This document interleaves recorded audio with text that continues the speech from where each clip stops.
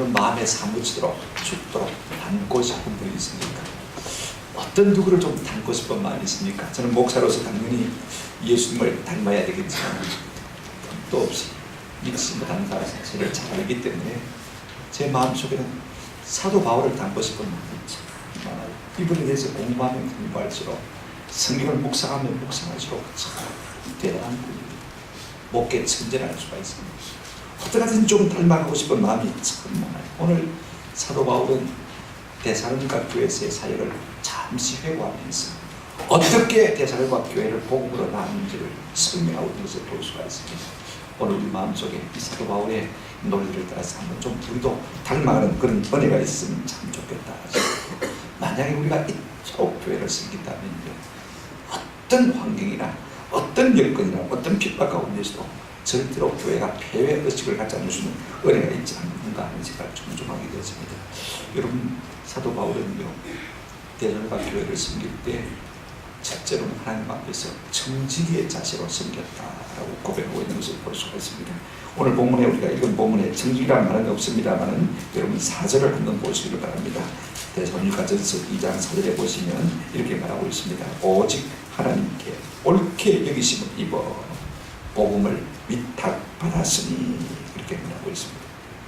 하나님께서 나를 충성되게 여기셔서 하나님의 복음을 맡겨주셨다, 그렇게 말씀하고 있는 것을 볼 수가 있습니다. 하나님이 내게 복음을 맡겨주셨다. 바로 무슨 생각입니까? 정직이 것인 것입니다. 우리가 무슨 일을 하든지요, 하나님께서 이 일을 내게 맡겨주셨다, 이런 마음이 있을 때 잘 감당할 수가 있는 것입니다. 강주당 카네기는요, 아무것도 이루지 못하고 늘 실패하는 사람은 두 부류가 있다고 했습니다. 하나는요, 자기에게 주어진 일을 열심히 하지 않는 사람, 늘 실패할 수밖에 없죠. 또 다른 하나는요, 자기에게 맡겨진 일만 하는 사람입니다. 그만치만 하는 사람, 조금 더 넘어서려고 하지 않는 사람은 실패하는 사람이다 라고 말하고 있습니다. 왜냐하면요, 자원해서 능동적으로 창조적으로 힘써 일하지 않는 사람은 실패할 수밖에 없다는 것입니다. 그러나 사도 바울은 그런 마음이 전혀 없습니다. 하나님께서 내게 이 일을 기쁘게 여기셔서 맡기셨습니다. 내가 열심히 죽도록 충성했다, 지금 이 말을 하고 있는 것을 볼 수가 있습니다. 우리 예수님 달란트 비유를 통해서 우리에게 말씀하셨죠. 2달란트 받은 사람 2달란트를 받겠습니다. 5달란트 받은 사람 5달란트를 받았습니다. 이때 주님이 뭐라고 했습니까? 잘하였다, 착하고 충성된 종아, 내가 작은 일에 종사했으니 큰 것으로도 내게 맡겨주마. 그러면서 최종적으로 하신 말씀이 무엇입니까? 내가 내 주인의 즐거움에 참여할지어다. 아주 기뻐하시는 것을 볼 수가 있습니다. 우리가 가진 것을 가지고 최대한 열매를 많이 맺으면 우리 하나님께서 기뻐하시고 칭찬하는 것을 볼 수가 있습니다. 근데 저는 이 사도 바울에게서 한 가지 마음속에 크게 배운 깨달음이 뭐냐면요, 리더로서 팔로워들에게 종종 갖는 착각이 있을 수가 있습니다. 그게 뭐냐면 이심전심입니다. 내가 이 마음을 품고 열심히 하다 보면 사람들이 알아주겠지. 그런 생각을 갖는 것이 큰 오해 중에 오해입니다. 저도 그런 생각을 했어요. 괜히 비난하는 걸 갖다가 만지고 변명해봐야 오히려 그 일만 더 커질 뿐인 것을 저는 잘 알고 있거든요. 그래서 아무 발명도 하지 않는데 오늘 사도 바울은요, 먼저 자기 변명부터 시작하고 있는 것을 볼 수가 있습니다. 우리가 앞서서 일하다 보면요, 오해 아닌 오해가 있을 수가 있지 않습니까? 그때 사도 바울이 이 오해를 딱 차단하고 나서는 것을 볼 수가 있습니다. 여러분, 3절에 사도 바울이 먼저 부인하고 났습니다. 같이 한번 읽어보실까요? 3절 시작. 우리의 권면은 한 사람이나 부정해서 나는 것이 아니요 속임수로 아니라. 그가 복음을 전하면서, 그가 교회를 섬기면서 그 마음에 없는 것이 무엇이냐면 간사함도 없고 부정함도 없다는 것입니다. 부정이 무엇입니까? 야심과 교만과 탐욕과 인기를 추구하는 그런 마음이 있어요. 그리고 속임수로 하는 것도 아니다라고 하는 것을 볼 수가 있습니다. 여기는 삼중적인 주장이 들어있습니다. 내가 전하는 하나님의 메시지는 참되고 내 모든 마음의 동기는 순수하고 모든 방법들은 투명하고 공개적인 것입니다. 여기에 어떤 거리낌이 조금도 있을 수가 없다는 것입니다. 사도 바울은 여태까지 내가 그렇게 하나님 앞에서 일하고 복음을 전하고 교회를 섬겼다. 내 자신의 사회사욕이나 탐욕과 유익을 위해서 하지 않고 오직 하나님 앞에서 정직의 마음으로 내가 복음을 전하고 교회를 섬겼다. 이 말을 지금 하고 싶어하는 것을 볼 수가 있습니다. 그런가 하면 즉각적으로 그가 적극적으로 어떤 마음을 가지고 하나님 앞에 일하고 있다 이렇게 말하고 있습니까? 여러분 사절 우리가 읽었습니다만 다시 한번 제가 읽어드리겠습니다. 오직 하나님께 옳게 여기심 입어 복음을 위탁받았으니 우리가 이와 같이 말하면 사람을 기쁘게 하려 함이 아니요 오직 우리 마음을 감찰하시는 하나님을 기쁘시게 하려 함이라 그랬습니다. 우리가 복음을 위탁받았습니다. 하나님께서 이 일을 내게 맡기셨어요. 그러니 여러분 바울의 삶의 중심은요 사람에게 있지 않습니다. 그 일을 맡기신 누구에게 있다고요? 하나님께 있는 볼 수가 있습니다. 자 보십시오. 하나님이 나를 옳게 여기시다는 것입니다. 인정하셨다는 것입니다. 그리고 하나님께서 나를 시험하사 인정하시고 복음을 마셨습니까? 맡겨주신 것입니다. 그러니 내가 하나님께 복음을 위탁받은 사람으로서 사람을 기쁘게 하려 하지 않고 하나님을 기쁘시게 하게 합니다. 마지막으로 하는 말이 무엇입니까? 하나님이 마음을 감사하십니다. 하나님이 지금 내 말을 듣고 계신다. 알고 계신다. 이렇게 말하고 있습니다. 오늘 우리가 하나님의 복음과 교회를 위해서 충성한다고 할 때, 뭐 교회 앞에서나 사람들 앞에서나 지도자들 앞에서 인정받는 것이 중요한 것은 그렇습니다. 하나님 앞에서 인정받는 것 참 중요해요. 여러분 사실 이것은요 불가능한 일이 아닙니다. 어려운 일이 아닙니다. 한번 더 합시다. 하나님 사람보다 훨씬 더 자비하십니다. 덜 까다롭단 말입니다. 저도 상당히 까다로우십니다. 하나님은 훨씬 덜 까다로우십니다. 사람 앞에 인정받는 것보다도 하나님 앞에 인정받는 것이 훨씬 더 쉽습니다. 여러분 다윗이 하나님 앞에 범죄하자 하나님께서 세 가지 옵션을 보냈습니다. 전쟁하려, 전입을 두 가지가 포함되어 있습니다. 두 가지로 나누면 그렇습니다. 그때 다윗이 아주 야무진 대답을 합니다. 어떻게 대답하냐면 이렇게 대답해요. 내가 사람의 손에 빠지지 아니하고 하나님의 손에 빠지기를 원합니다. 무슨 말입니까? 하나님이 직접 징계드리는 것입니다. 왜? 하나님은 자비하신 분입니다. 하나님은 긍휼이 크시기 때문에. 그래서 하나님께서 3일 동안 전염병을 일으켰습니다. 많은 사람이 죽어갑니다. 그런데 하나님이 스스로 우리에서 돌이키는 것을 볼 수가 있습니다. 참 놀라운 일이죠. 하나님은 우리를 징벌하시다가도 자비와 긍휼을 베푸시는 좋으신 하나님이신 줄로 믿습니다. 근데 여러분 사람은요 기쁘게 한다는 것이 그렇게 쉽지가 않습니다. 여러분 까다로운 남편을 한번 만나보신 분은 아실 거예요. 하나 해주면 둘을 원하고 둘 해주면 넷을 원하고 넷을 해주면 열을 원하는 것을 볼 수가 있습니다. 여러분 직장에서 다 생각하지 않습니까? 사람들에게 잘하면 잘할수록요 더 많은 것을 요구하기 때문에 하려고 하면 할수록 더 힘들고 더 어려워지는 것을 볼 수가 있습니다. 9개를 잘해도요 1개 실패하면 그것 때문에 눈에서 나버리는 그런 일들이 얼마나 많습니다. 그러나 하나님은 우리의 중심을 보시기 때문에 우리가 좀 부족한 것일지도 못한 것일지도 내 중심이 정직하고 진실하고 사람 중심이지 아니하고 하나님을 기쁘시게 하려는 그런 마음을 가지고 있을 때 하나님은 우리에게 인정하시고 은혜와 복을 주시는 줄로 믿습니다. 그러므로 우리가 하나님 앞에 성직으로서 선한 일에 힘쓸 수 있는 그런 은혜가 있었으면 좋겠다. 하나님만 기쁘시게 하기를 위해 힘쓰는 청직의 마음을 가지시는 은혜가 있기를 주님의 이름으로 축원합니다. 혹 제가 여러분 이런 마음이 없거든 여러분께 푹 찔러주시기 바랍니다. 목사님 사람들 보호하지 말고 하나님 좀 그저로 있었어요. 그럴 때 우리 모두가 다 잘 되는 역사가 일어날 줄로 믿습니다. 그런가 하면 사도 바울은요 사람을 어떻게 되느냐 어떤 자세로 섬기느냐 말하고 있는 것을 볼 수가 있습니다. 우리가 사실 16절 다 읽으면 그렇습니다. ABBA 힘으로 나타나는 것을 볼 수가 있습니다. 하나님 앞에서 자세, 사람 앞에서 자세, 사람 앞에 자세, 다시 하나님 앞에 자세를 말하고 있는데 오늘 우리가 두 가지만 살펴보려고 합니다. 여러분 사도 바울은요 교회와 성도를 섬길 때 어떤 자세로 섬긴다고 말하고 있습니까? 여러분 7절을 한번 보시기 바랍니다. 우리는 그리스도의 사도로서 마땅히 권위를 주장할 수 있으나 도리어 너희 가운데서 유순한 자가 되어 이 말이 참 중요합니다. 유순한 자가 되어 유모 자기 자녀를 드림과 같이 하였으니 사람을 대할 때는 어떤 자세로 되느냐 유순한 자가 되어 유모가 자기 자녀를 드림과 같이 하였다 이렇게 말하고 있습니다. 여러분 무엇으로 하여금 무엇이 유순한 자가 되게 만들었습니까? 사람을 사랑하는 마음으로 그가 유순한 자가 되어진 것을 볼 수가 있습니다. 이런 누구나 말하는 트로포스가 말인데요, 간호사로 분명할 수도 있는 단어입니다. 옛날에 귀족들은요, 아이를 낳고도 자기가 잘 안 키웁니다. 몸매 관리해야 되니까 말입니다. 그것도 힘들고 피곤하니까 유모를 불러다가 아이를 대신 젖먹여서 키운다는 것을 볼 수가 있습니다. 우리 옛날에 양반들도 그런 일들이 참 많거든요. 그런데 여러분 가서 본래 가서 아이를 키울 때는요, 이 유모들은 자기 아이에게 쏟는 정성보다도 이 귀족 양반의 자녀들에게 쏟는 정성이 훨씬 더했습니다. 내 아이보다도 그 아이를 더 귀히 여겼다는 말인 것입니다. 왜? 귀한 분의 아들이니까, 자녀입니까? 오늘 사도 바울은요, 유순한 자가 되어서 그와 같이 성도들을 섬겼다라고 말하고 있는 것을 볼 수가 있습니다. 오늘 우리가 이와 같은 마음이 저와 여러분 마음속에 좀 많이 있기를 주님의 이름으로 축원합니다. 그렇게 섬겼음에도 불구하고 오해가 항상 있습니다. 자, 여러분 먼저 사도 바울이 부인하는 것이 있습니다. 보실까요? 5절 같이 한번 읽도록 하시겠습니다.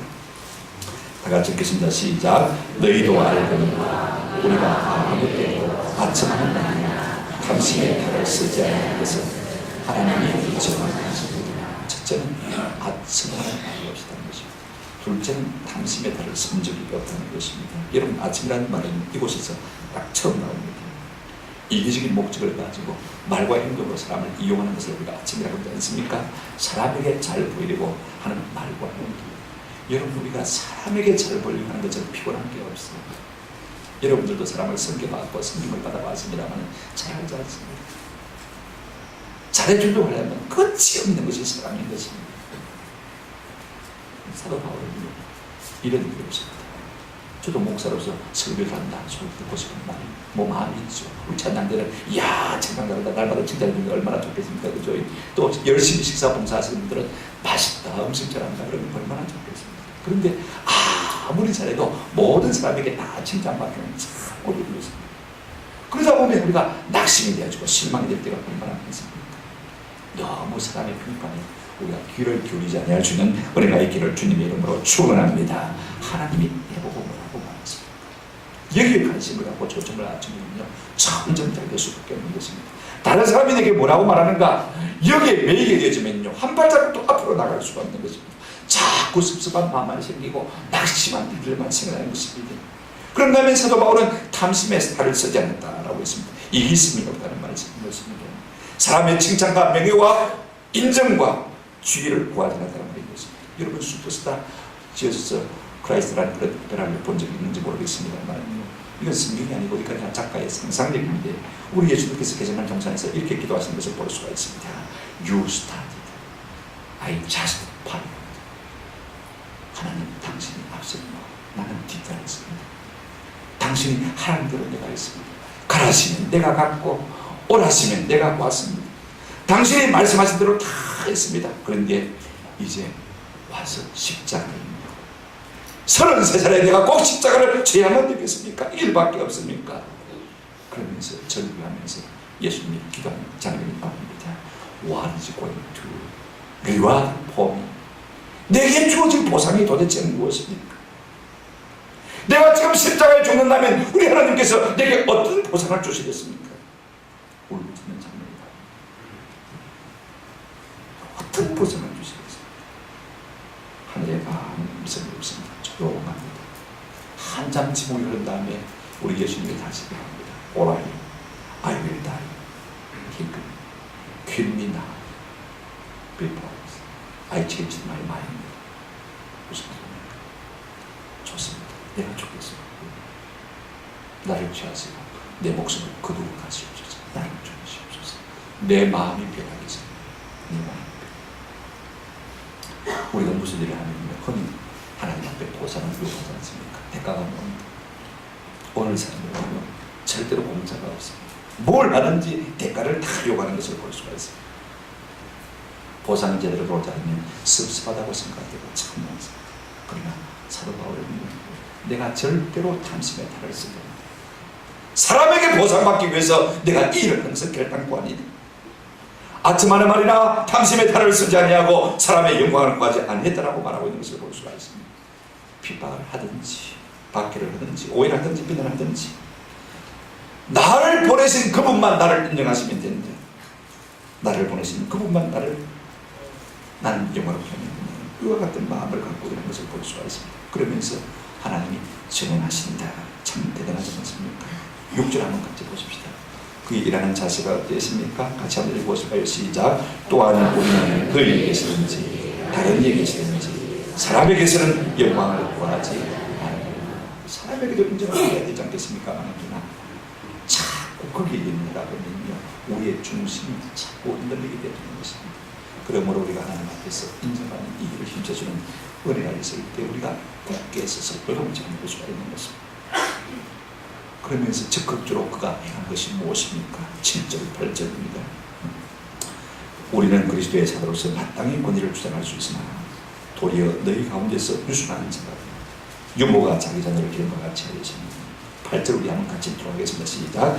우리가 이같이 너희를 사모하여 하나님의 복음보다 우리의 목숨까지도 너희에게 주기를 기뻐하며 너희가 우리의 사랑하는 자들이라. 언제 내가 작아집니까? 언제 그가 커 보이는 것입니까?